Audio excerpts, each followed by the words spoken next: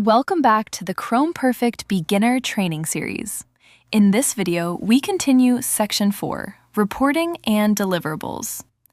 In the previous chapter, we explored formatted reports in detail, including where they are located, how they are structured, and how they are created and managed.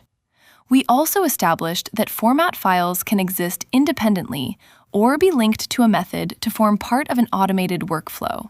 We are now starting Chapter 3, Generating and Applying Reports. In this chapter, we move away from how reports are built and focus instead on how they behave when applied during real analysis. Reporting in Chromperfect is driven by how format files are used within the workflow.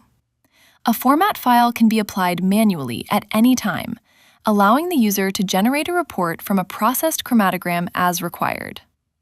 This provides flexibility, enabling different reports to be produced depending on the specific needs of the analysis. However, reporting can also be controlled automatically through the method. When a format file is associated with a method, it becomes part of the processing workflow.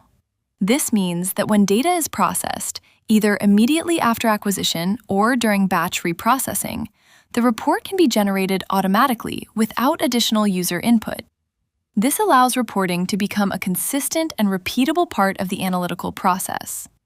A key advantage of this approach is that a single method can define multiple report outputs.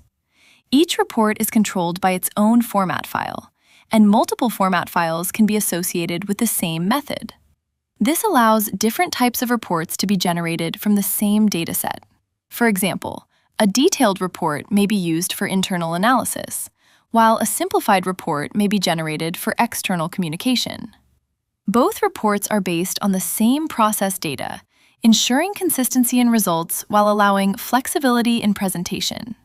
When multiple reports are defined within a method, they can be generated automatically as part of the processing workflow, removing the need for manual report selection.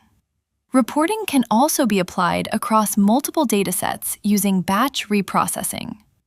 In this case, the same format file, or set of format files, is applied consistently across all selected chromatograms. This ensures that large numbers of samples can be processed and reported in a uniform and efficient manner. You may also recall the auto report option introduced earlier in the series. This simply controls whether a selected report is opened automatically alongside the chromatogram in the analysis program, and does not affect how reports are defined or generated. To summarize, reporting in Chromperfect is controlled by format files and how they are applied within the workflow. Reports can be generated manually or automatically, linked to a method for consistency, and applied across single or multiple datasets. Multiple reports can be produced from the same data, allowing results to be presented in different formats without repeating analysis. Congratulations! You have now completed Chapter 3 of Section 4. You should now understand how formatted reports are applied within the Chromperfect workflow and how multiple reports can be generated from a single method. In the next chapter, we will explore how reports are exported, shared, and delivered, including working with different output formats. Thank you for watching. If you found this video helpful, please like, comment, and subscribe. And for more information, visit chromeperfect.com.